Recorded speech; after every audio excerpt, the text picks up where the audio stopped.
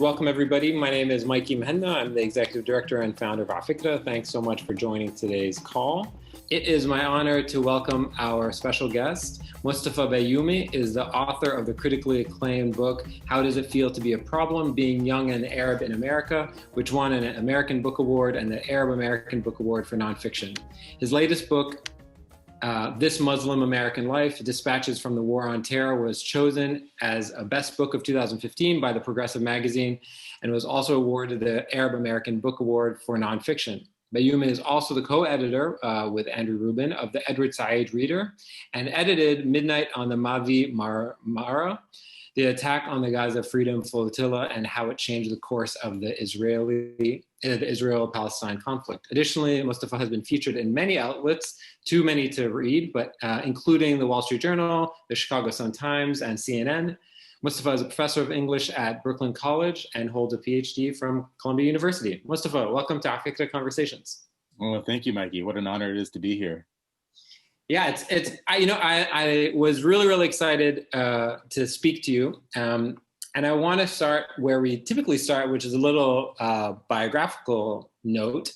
So you weren't born in the Arab world, nor were you born in America. Most of your work focuses on Arab American hyphenated things. You were born in Europe, you moved to Canada, and then you eventually migrated to the US. When did you start becoming interested in sort of Arab American politics and the Arab American story? Yeah, it's a really good question. I mean, I think that I've always been interested in sort of Arabness and Arab diaspora questions. So when I was an undergraduate in Canada, I was, I began an Arab association at my university. And so we were really into Arab Canadian issues then. And so I think I've always been interested in those questions. And my parents were both graduate students in Switzerland, and that's where they met. Both of my parents are from Egypt. My father is from Alexandria, my mother from Cairo. So they didn't know each other in Egypt. They met in Switzerland when they were both graduate students. And then eventually we moved to Canada when I was very young. But so, being my Arab identity, I think, has always been a big part of who I am. It's been a part of who my parents raised us with, I think, a strong Arab identity. And growing up in Canada, being different, you want to know exactly where your differences lie and what's the meaning behind them. And so I think even from a very young age, I was already interested in a kind of questions around Arabness and Egyptianness and just otherness. Yeah. I wanted to ask you, so you studied English and literature. You did your PhD in English and literature at Columbia. And I was really curious to understand and the first book you published as a co-editor is focused on Said. I presume that he was a pretty profound influence on you, but I'm curious, who are some of the other influences? Who were you reading? What sort of shaped your love of stories and your love of writing? Sure. I mean, I always was loved my English classes when I was in high school, all the way through undergraduate years. And in fact, I was also really interested in in drawing and the plastic arts as well. So when I come from a family of scientists too. Both of my siblings, who are a little older than I am, are physicians. My parents both have PhDs in the sciences, so I'm kind of the odd man out. You're the failure. I am the failure in the family. It's true. I was the last one to get a doctor added to my name, so it took a long time. I assume. And so what happened then was I decided for undergraduate that I would first off start studying architecture. So in fact, I began my undergraduate career studying architecture. And then I just, when I was in architecture school, I just wasn't feeling it. I wanted to engage with storytelling and with ideas more directly than through built form, I think. But we were really reading things around questions around modernity and culture. And that's when I first started reading Edward Said seriously.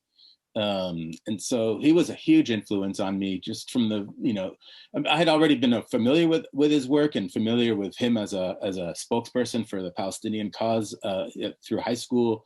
But he was a huge influence. But then, there are other sort of literary influences too. I mean, growing up in Canada, I was also really attracted to the work of Michael Ondaatje, for example, especially some of the earlier work, There's a Trick with a Knife I'm learning to do, some of the poetry, the collected works of Billy the Kid, or In the Skin of a Lion, especially, which I thought was just a fantastic novel. And also, these are novels about movement and migration at the same time, too. So those are issues that have always been really important for me. Probably, unsurprisingly, have some kind of autobiographical element to them. So I think I've always felt in some ways that I'm somebody who's moving in my life from one place to another, and I think that is a strength rather than as a weakness.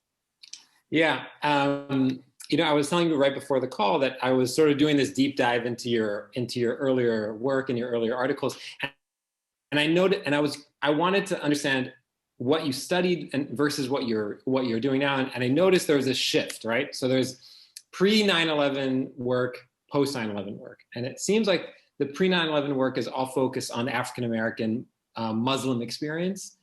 And then all of your post 9/11 work is focused on the Arab American experience. So can we zoom back about pre 9/11 and learn a little bit about what that work was and how it may be influencing the way you think about what you're writing about now and what you started writing about after 9/11?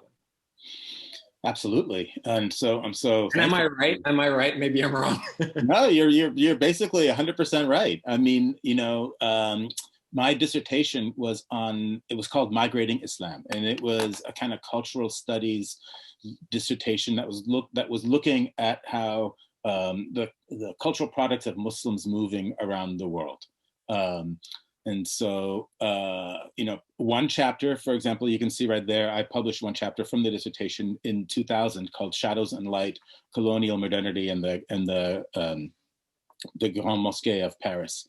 So I was looking at that. I don't know if anybody's ever been to the Grand Mosquée, but it's in the 5th arrondissement, and it's like this really has a really interesting history to it that's very much connected to both trying to sell the French imperial project and at the same time trying to use the mosque as a node of surveillance for this growing labor contingent that's coming from North Africa to France. But so I was looking at sort of the cultural products of Islam and migration, and half of the dissertation was on African American Islam, all the way from the days of slavery up until Malcolm X, basically within the dissertation. And I was really interested in that material. It was something that is now more excavated than it was at the time I was doing my dissertation. And in fact, it wasn't only me who was interested in it. Edward Said himself was also, as I was bringing this information to him, he was also really fascinated by it. Yeah. And at one point, he told me that he had just come back from Gaza at one point, and he stopped me in the hallways when we were in Philosophy Hall at Columbia, and we said hello past the stairs, and then he turned around and he's like, Moustafa. And so I turned around and he's like, I was talking about you in Gaza. He always had this way of like, he was very grand in his pronouncements. So I felt very humbled by that. Please, can one of your next books be called Moustafa, I was talking about you in Gaza? Yeah, right. Yeah, that's a great book title. And then, and you're right, he would have said Moustafa because, of course, with the Shami inflection. And then, what happened was 9/11 happened, really. And before 9/11, immediately before 9/11, I was actually working on a research project that I never completed. And that was on Islam, sort of the role that Islam plays within the New York State prison system.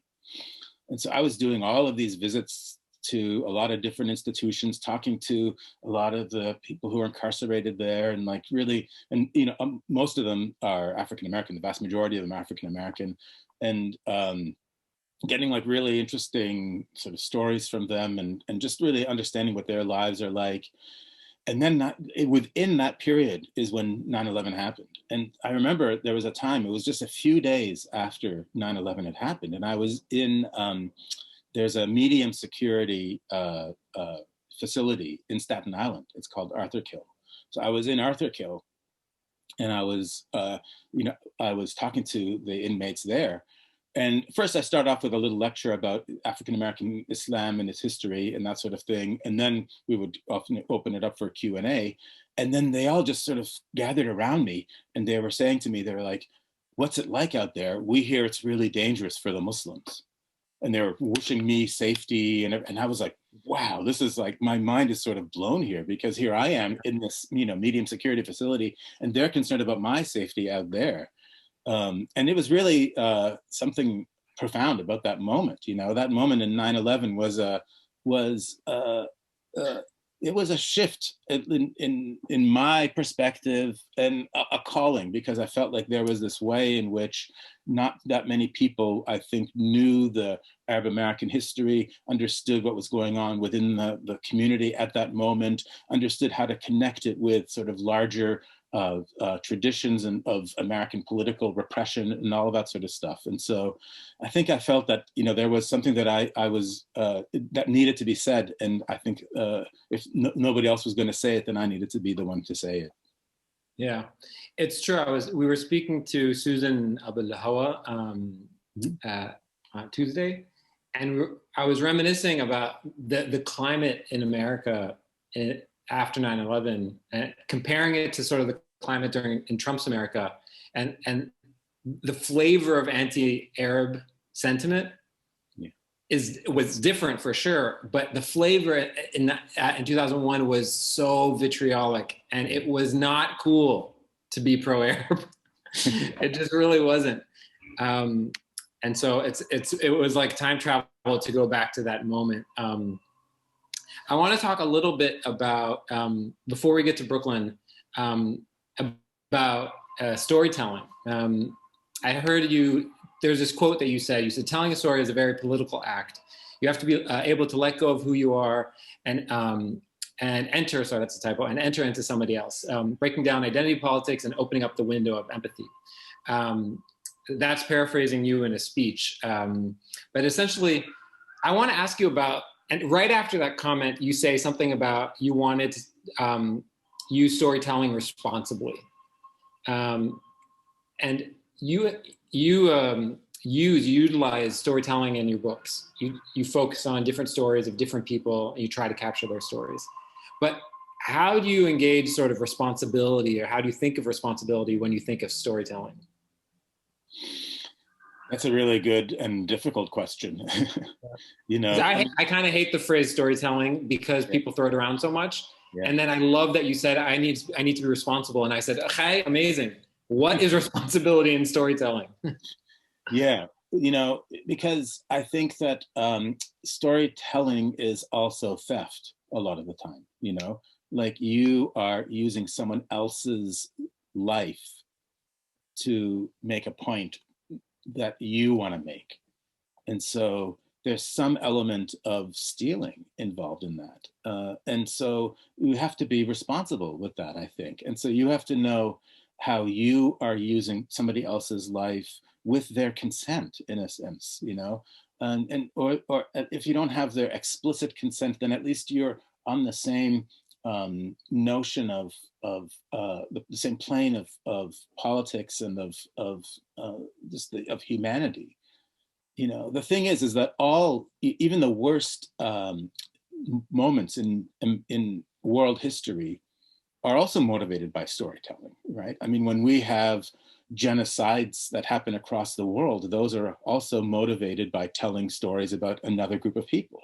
Yeah, propaganda. So, yeah, exactly. And so it's still a story, whether we, at one point do we call a story propaganda, at what point do we not call it propaganda? And so I think understanding that storytelling is not just an inherently positive act, because we tend to think of it, I think, ever since we're children, we're enamored with the idea of being told a story, but it's a really live wire the idea of storytelling. And so I think one has to be really careful with how you do it and understand also that once you set a story out into the world, that it also has a life on its own at that point too. And so you are actually in less control of storytelling than you think at the same time. So there's so many issues that actually surround the question of narrative and telling stories that I think is that one has to think about if you really want to engage in it, rather than just thinking that there's a kind of, one-to-one correspondence of, oh, well, here's a story, let me just tell it. Like it's not actually that simple.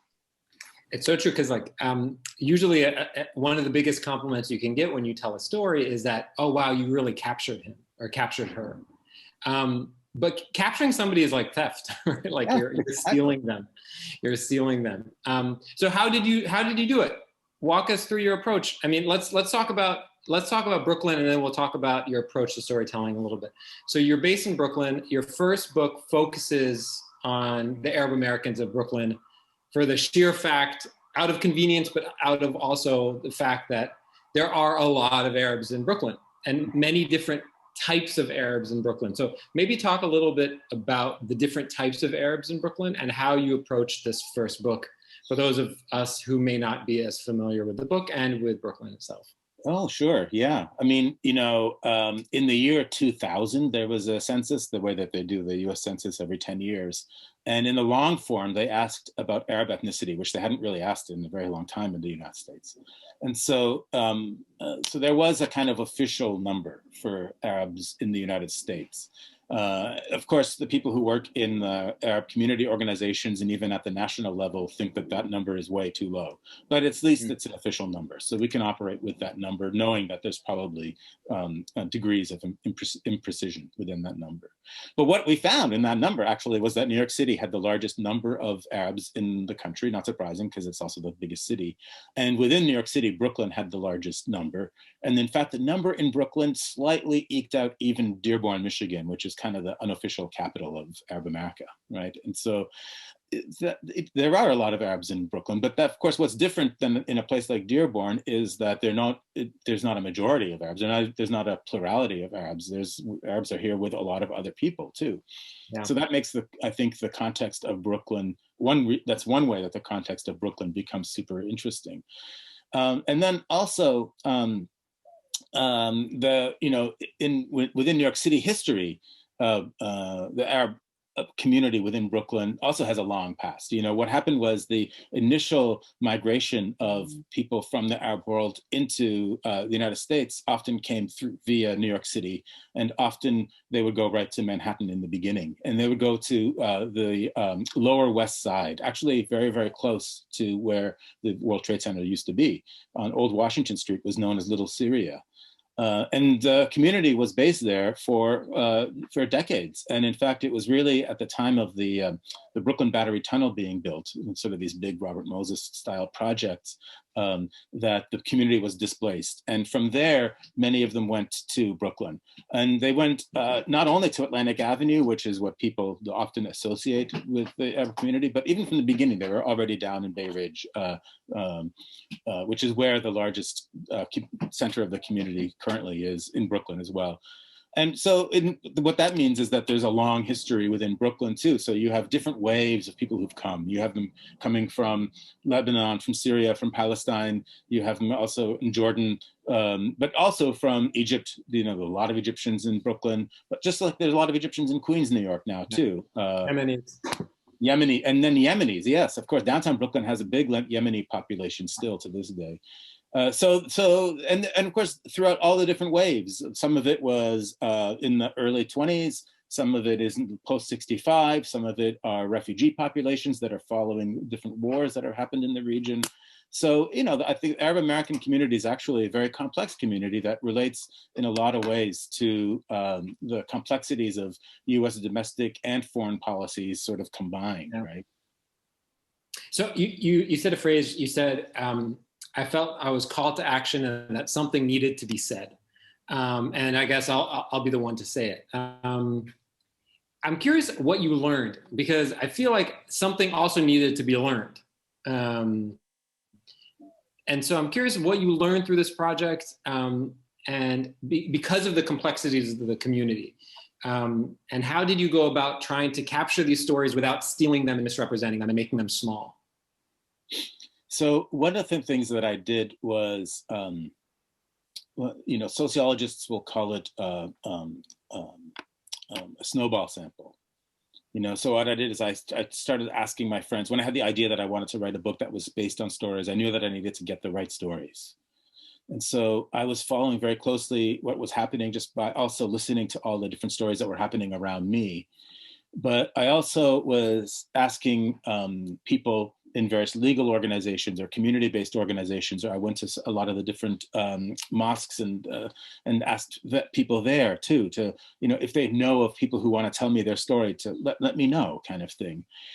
But I had a basic idea as to what I felt were some of the main issues that were happening at this time in the country and even in the city. Right, there was a lot of the people were being rounded up and put into into jails on bogus immigration charges, or really, really difficult immigration issues in the very beginning of the right after 2001, right after 9/11.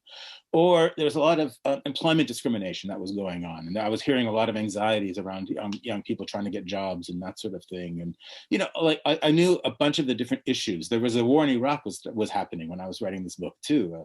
It was like a big deal when I was writing this book, and so I wanted to understand what that meant from an Arab American perspective and from an Iraqi Arab American perspective. And so there were certain things that I wanted to get represented, but I also just wanted to hear the kinds of stories that I thought people really wanted to tell.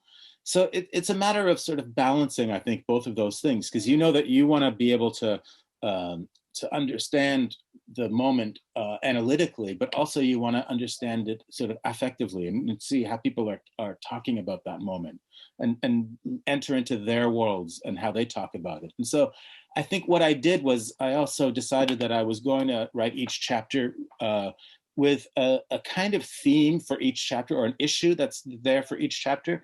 But I imploded in my head. What I was doing was I was taking a kind of typical feature article that happens in a magazine, which often begins with, so-and-so went to the doctor and had, terrible surgery. And it's going to be about, how there's this bad surgery. And then the bulk of the article will be about that issue. And then at the end, you'll return back to the person and you find out something about how that person, it's a bit of a stereotype, but that's sort of how a lot of feature articles operate.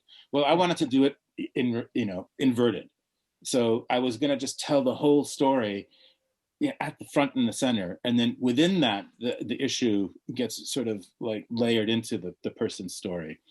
And I think that the people that I was talking to really, if I can, I believe that they really appreciated it that way too, because it actually, one of the things that was really heartwarming and surprising to me, unexpected, was that they said that after they read their stories too, that they understood their stories in a different way, because there was a kind of analytical element to it, but it was sort of buried within the life story.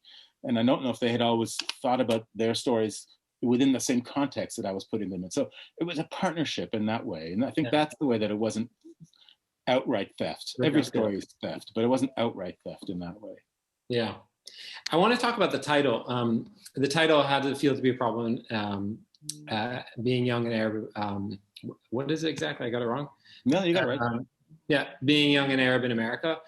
This is a shout out to W.E.B. Du Bois. And I heard you say that you chose the title before you wrote the book. Yeah. And did you regret it afterwards? Were you like, was that wrong? Was this the wrong title? Or how do you feel about it afterwards? And why is it appropriate? Oh, I don't think I was wrong. I mean, yeah. So why does it, did it feel more appropriate over time? Did it feel less appropriate? Yeah, it's interesting on one level too, because what did happen was, well, for one thing, when just before a book gets published, you get your copies right before it even is made available, and so I had a dinner for whoever could come who's featured in the book, And so we went to a local restaurant back when you could go to restaurants, and I gave them all copies of the book. And it was a long process. So they finally had the book in their hands, and it was so interesting because they saw the title and they're like, "We should get T-shirts made." Am I your problem? Like they really embraced the title. And I thought that was really great. And then I would start lecturing around the country with the book. And in the beginning years, when I was lecturing around the country, people would come up to me afterwards and they'd say, "I really like the book, but why this title? Because it seems like you're alienating your reader. Like, well, the people they're not problems." I'm like, "Well, no, I don't. That's not why I was saying the title that way. Why? The reason for the title, in large part, was it's a way of connecting to histories of racialization within this country." And so that phrase is drawn explicitly from the Du Bois book. And that phrase and the whole notion of Du Bois's career is one of like really getting into how to dismantle white supremacy within this country. He actually has a really terrific essay, W.E.B. Du Bois does, called The Souls of White Folk. He has a book called The Souls of Black Folk, which is, where this expression comes from. How does it feel to be a problem? But he has this other essay that's much less read called The Souls of White Folk, which is this really extraordinary dive into the damage that white supremacy has wrought to. Yeah, which is like the basis of James Baldwin's work, basically, after that. Yeah, exactly. Okay, let's talk a little bit about, there are going to be questions in the chat, I'm sure, about the first book. So I want to talk about the pivot to, it's maybe not a pivot, but maybe an expansion or a reorientation to really think about This Muslim American Life, which is a play on the NPR This American Life show, which is also sort of codified 20th century, 21st century storytelling techniques. And so you maintain this, the approach or the sort of commitment to storytelling as a medium. What was your approach here? Why did you decide to sort of shift here? What were you called to do in this case? Yeah, well, what I felt was going on in between the two books, I think the two books are, I see them as complementary to each other insofar as one is very narrative driven and the other one is more essayistic and essay driven. And so This Muslim American Life is more essayistic and it's a little bit more scholarly and a little more analytical on that level. And then it also reflects a shift within American discourse, because right after 9/11, people talked a lot about Arab and Muslim, as if that was one thing, Arab and Muslim, Arab and Muslim. And then somewhere in I think it's probably around 2008, 2009, the discourse starts to shift and becomes more just about Muslim. And a part of that, I think, is also with the election of Barack Obama, because he's seen as a secret Muslim as well. That's part of the, and also it's a way of displacing anti-Black racism against Obama onto something else and that sort of stuff. But the discourse has shifted away from urban Muslim in the United States into more around Muslim issues. And so in particular, as you mentioned, I've heard you say that, which I didn't know, the majority of Arab Americans are Christians. That's right. Yeah. By a large margin, in fact, still by a large margin. Yeah. And the ones who are here, many of the Arab American Christians too have been here for many, many generations. Many of them have too. Yeah. So you may not even, they may have intermarried with non-Arab Americans, and they may not even register within one's immediate, worlds as being Arab American. Many of the Arab Muslim Americans are more recent arrivals as well. I mean, there are many recent Arab Christian arrivals too, I should say. But nevertheless, discursively, Muslim became a new kind of phenomenon within the United States of the dangerous terrorist type of immigrant. If you had talked about Muslims within the United States before 9/11, then, you would have thought about within the Black freedom struggle. You would have thought about the Nation of Islam. You would have thought about Malcolm X and Muhammad Ali. But things change after 9/11, and especially a few years after 9/11, and becomes more around Muslim issues per se. Yeah. So, that I think this other book also reflects that shift on some level too. I think also that, the first book I see as being a product of the Bush administration, because it is really much around those sort of state repressive policies that the Bush administration ushered in after 9/11. And this book is, though it has a larger historical breadth, is kind of a Obama era-ish book, because it's also kind of scholarly and looking at sort of like questions around race and ethnicity and through discursive lenses, and Yeah. cultural studies lenses. That makes a lot of sense to me. I didn't think about it in that way, but that does make sense. I'm curious. So, as I said to you before the call, we're in the fourth administration since 9/11. We're 20 years removed from 9/11. And so, what does, from your perspective, I have two questions before we switch into the chat. So this is the penultimate one. The first is, what are you working on now outside of your role as a public intellectual that is of the times right now? What do you feel sort of called to write about right now? Well, I do have something that's in the hopper, but it's an article, which is I'm writing a feature profile of Tahani Abushi, who is running for the Manhattan DA's District Attorney's Office. And looking at the questions around sort of what they call the progressive prosecutor movement in the United States. So that's one thing that I'm working on. I'm also doing a project. It's still, I don't want to talk too much about it because it's still sort of nascent, but there's a lot of, I think that there's something about Guantanamo Bay literature that needs to be said. There's more and more work coming out of Guantanamo Bay, which is really interesting. And so I'm going to start doing a project that's going to look at that moment in US history and from a literary lens and see what comes out of that. And I still have another project that I'm finishing up, but it'll be a while. So also, okay. Not talking too much about that yet, but I think that other project will also reflect a little bit more from the Trump administration, because I do see the books as sort of drawn about the different administrations, and so the first one being Bush, the second, So I have something that hopefully will come out at some point that has something to say with the Trump administration. Okay, the last question I wanted to ask you is about who are your comedic influences, because your work is profoundly funny. You're a funny person, and your work is funny. It doesn't shy away from it. You use humor very classically. So is that something that you just can't avoid? It's just part of your personality, or are you deliberate about it? And who are you referencing? Who did you grow up listening, reading, watching that may be influencing you? I mean, I'm Canadian. Oh yeah, okay. So there you go. Yeah. Okay. I think all of Canada is just like we just try to, it's really cold. How do you have to do something to survive up there? So yeah, it's true. But I mean, were there? Is it just like you grew up on Kids in the Hall and Martin Short and John Candy, and you can't help it, basically? I hate to say it, but kinda, yeah. I think that's sort of true.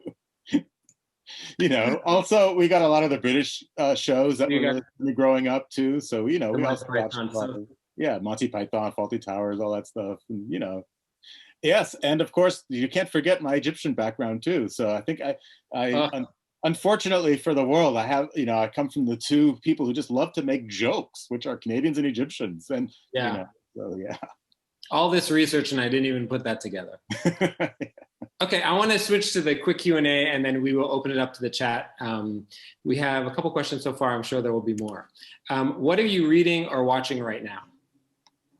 Sure, yeah. I'm actually about halfway through Guest House for Young Widows by Azada Moaveni, which is also a book that's somewhat similar in some ways to How Does It Feel, which is that it tells a bunch of individual stories, but in here it's about young women who've gone and joined ISIS, and it's and what their lives are like. And it's a very powerful, disturbing, and but sensitive book too. So I like it.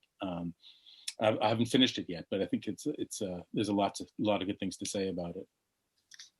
Okay, great. Mm-hmm. And next, who would you love to shadow for a day, past or present?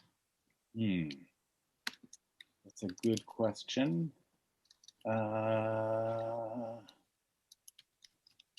Probably Che. Yeah. Interesting. Because then you also get to like roam around a lot and move around the world and understand the world in like a really interesting, way. And like Wait, did you say Che? Che, yeah, Che Yeah. Guevara. Yeah. Interesting. Yeah. So at what point of his life would you want to shadow? Probably the earlier Che, but I don't know. Later Che also went all over. So I don't know. There's something about the sort of itinerant revolutionary that's fascinating to me. Yeah, sure. Great frequent flyer, Miles. Yeah. What do people most misunderstand about your work? I would imagine there's a lot.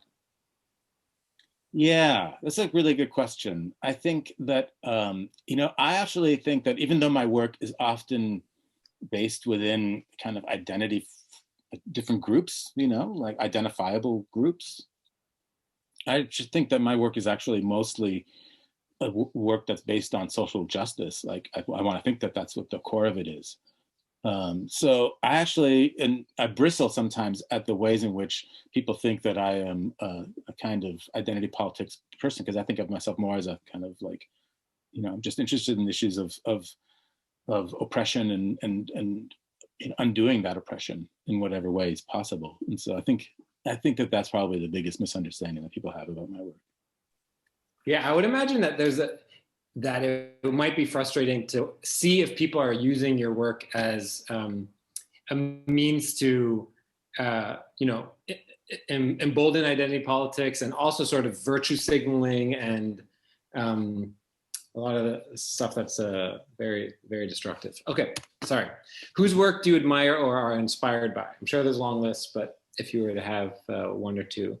I mean, the obvious answer I think is Edward Said. I mean, he was the biggest influence I think on my intellectual trajectory, and to my mind, the book that I've always admired. I admire all the work, but the book that I probably most admire has always been After the Last Sky, which is just this beautiful essay that's with the photographs, and it's really also about like displacement and movement and non-movement and all of that sort of stuff. And it's a beautiful book. Other than that, I mean, Anne McClintock, who was also, I studied with her at Columbia as well, and her work is just fascinating and really powerful, and really puts issues of sort of global justice and also, movement. A lot of her current work is very much on environmental justice. I find that to be really a growing interest of mine. At the same time, Mahmoud Mamdani, I read his last. I was fortunate enough to read his last book just before it came out, which is, I think, groundbreaking. Also, and it really is a way of trying to rethink the history of colonialism through ethnic cleansing. And he uses the U.S.'s ethnic cleansing of its native populations as a sort of foundational ways of thinking about colonialism, which I think is really instructive in a lot of ways. Who else? I mean, also just there's so many. I've read so many novels and novelists that I'm just loving. I mean, Rawi Haj is a fantastic novelist, and I admire everything that he does. So I mean, I could go on and on and on. Yeah. Great. Perfect. Okay, let's open it up. So Natalie, you have your first question. I'm asking you to unmute. Thank you, Mikey. Hi. Hi. So my question is kind of a pedagogical one. I am also an English scholar. I'm an English PhD student, and I'm, in the process of working on and hashing out my dissertation perspective. But what I'm finding is that I'm very interdisciplinary, and it seems as if you are as well. So I'm wondering if you could speak to how you kind of remained rooted within the English discipline as you had kind of these interdisciplinary and kind of intersectional interests? Yeah, wow, that's a really, really great question. And, I'm going to say that one of the ways in which I was able to do that was the fact that after I graduated from my PhD, I got a job at the City University of New York, which I think that had I gotten a job at what would be considered like an R1, like a research one level university, if I had gotten a job at, say, Princeton or something like that, I would have had to have stayed much more within the discipline and what the discipline asks for. But because there's certain kinds of liberties and freedoms, I think that not being at an R1 institution has afforded me, and I'm much happier, and I really do think that that's always been my ethos, is to be able to work within and write within different registers. And yet at the same time, trying to keep the sort of rigor of keep scholarly rigor alive. So I think it's a really good question. It depends also on who your readers are in graduate school, because the readers that I had in graduate school, including Edward, were sympathetic to kind of cultural studies approaches. And so that was also really important. But I think that there's a way in which, the discipline, academic disciplinarity has a lot of value, but also can be kind of stultifying. And so if you're feeling that it's not always working for you, then maybe there are places that demand more of it than others, and maybe should be. I was lucky that I was able to land in one that I think allowed me the space to grow and to be the kind of writer that I wanted to be. I don't know if that's really a good enough answer to your question, but I hope that helps a little bit. That's great. As I pull up Ziad's question that he asked me to read, Moustafa, do you sort of think of yourself as a teacher first and foremost these days? I don't know. I think of myself always as a teacher, especially when the semester's on, because I'm like literally a teacher, 2 or 3 days a week. I mean, all of my work is, let me put it this way. I'm also really motivated by the sense of discovery. So what I'm often looking for in my writing is to try to, I get really excited when I'm learning stuff. And so I find that a lot of academic writing, for example, comes from this position that's like, well, how come you didn't already know this? Like that's sort of the implicit, tone of a lot of academic writing. Whereas my tone is always like, wow, this is really cool. Look at this, and so I like that sense of discovery. And I never want to get rid of that. And I hope that sometimes translates into the words themselves. But if that means being a teacher because you're getting excited about discovering something and wanting to share it with other people, then yes, absolutely. Then I consider myself a teacher first and foremost. But in fact, really, what that means is that I'm actually a student, always, and I will always be a student. Perfect.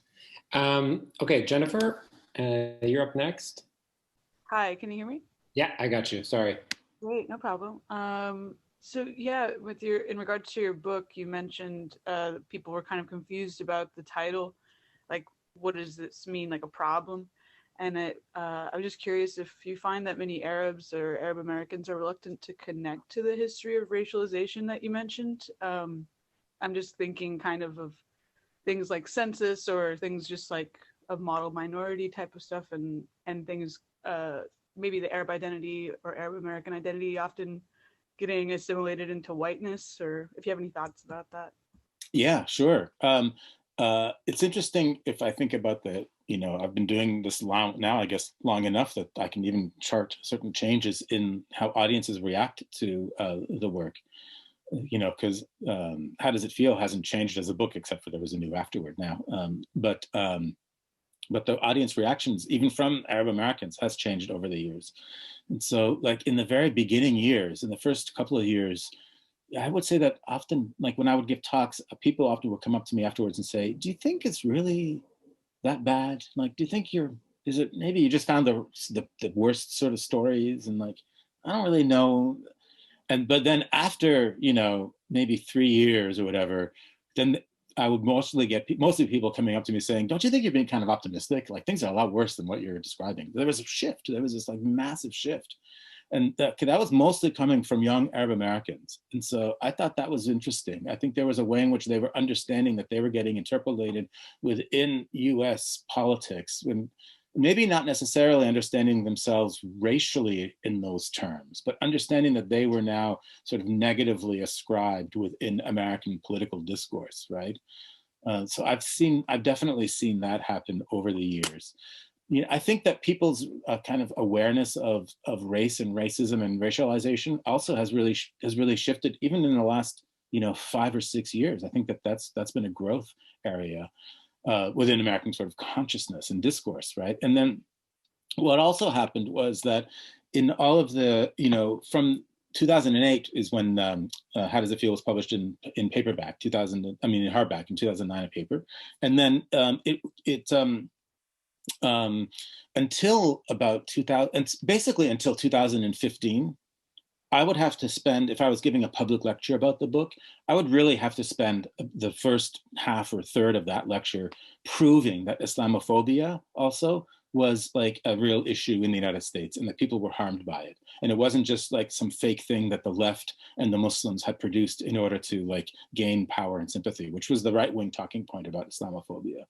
But then when the rise of Donald Trump came, suddenly that discourse also shifted. And Americans, also the polling data bears this out, but I can speak from it from experience, that the Americans then understood that Islamophobia was itself a really a real political problem within the country.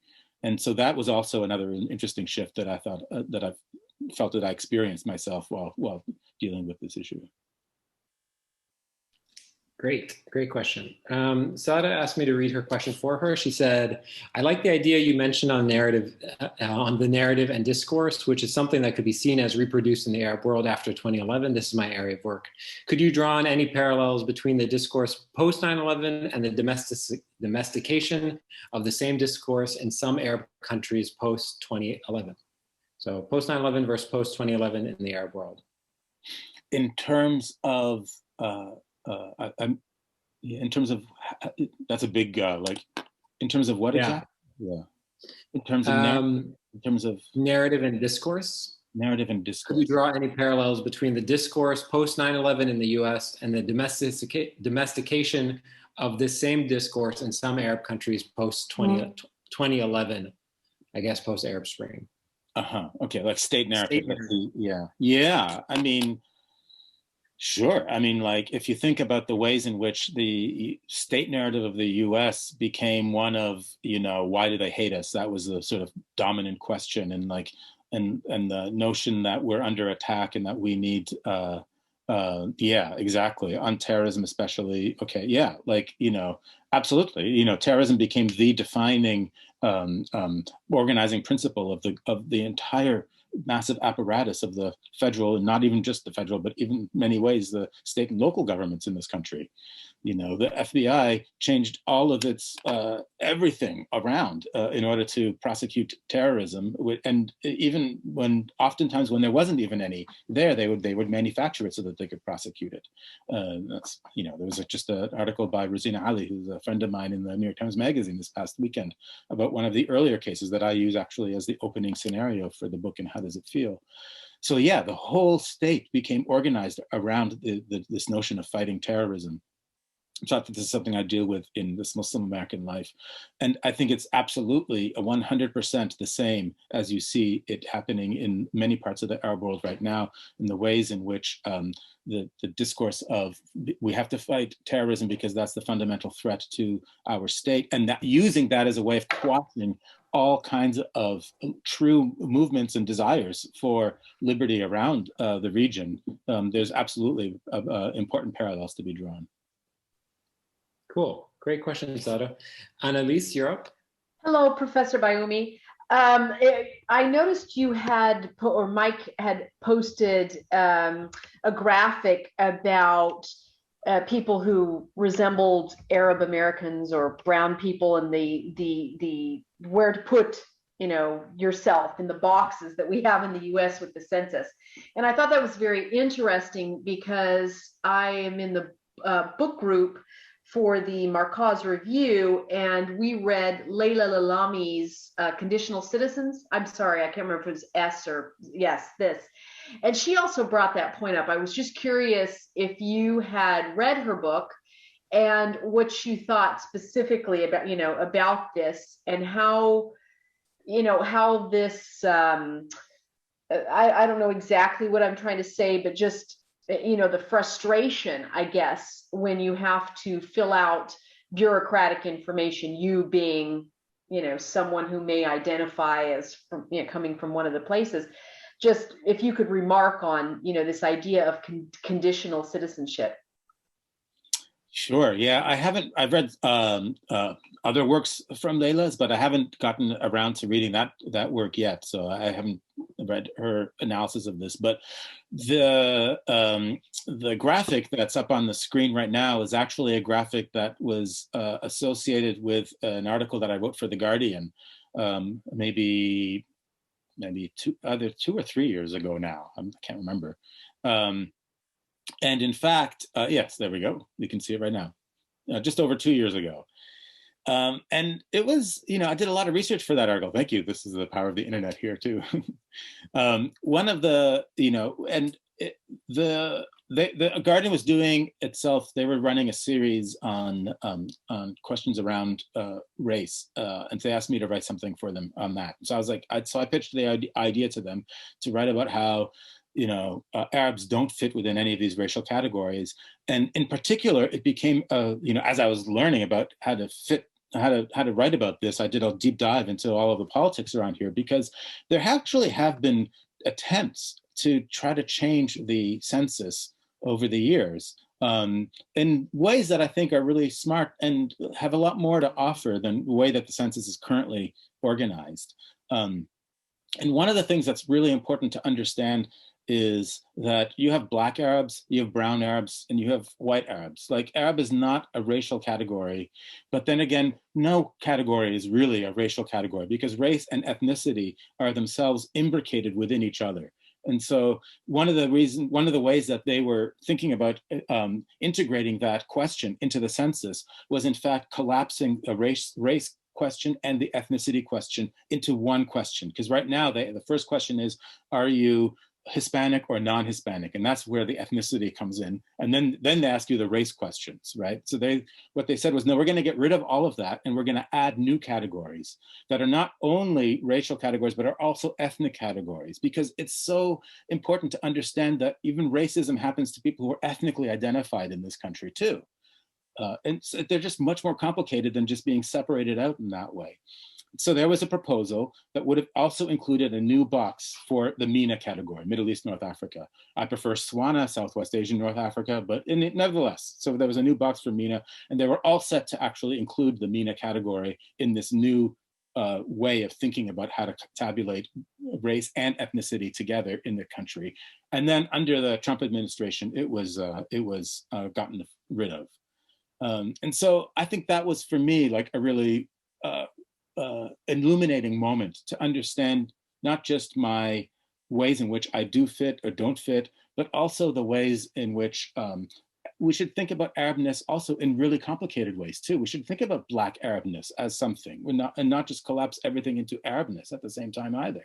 And so I think it's really complicated, but in a really good way, because I think it really makes us question and get into the ways in which difference operates. And because how difference operates is also how a lot of inequality in our society operates. So we can only get rid of that inequality when we understand the ways in which difference works. And so that was what led me to writing that piece. Oh, I want to have a whole other conversation about this point, in particular, that last sentence you said, but we don't have time. It's at the end of the hour. I'm glad to see so many people here. I hope you enjoyed it. I just pasted a link into the chat to give us feedback. If you'd like to connect with Moustafa, you can find him all over the internet.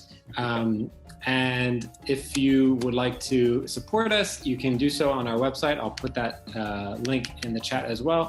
It keeps these events flowing and growing, and keeps them free and open to all with no membership card needed. And we have a workshop this weekend. If you'd like to join, that's also free. And then next week we have 2 events as well. So go to the website, check us out. And this, if anyone missed this talk that you want to send them to, this will be on the podcast next week. Thank you, everybody. And special thanks to Moustafa. My pleasure. Thank you. Thank you, Mikey. This is great. Really enjoyed it.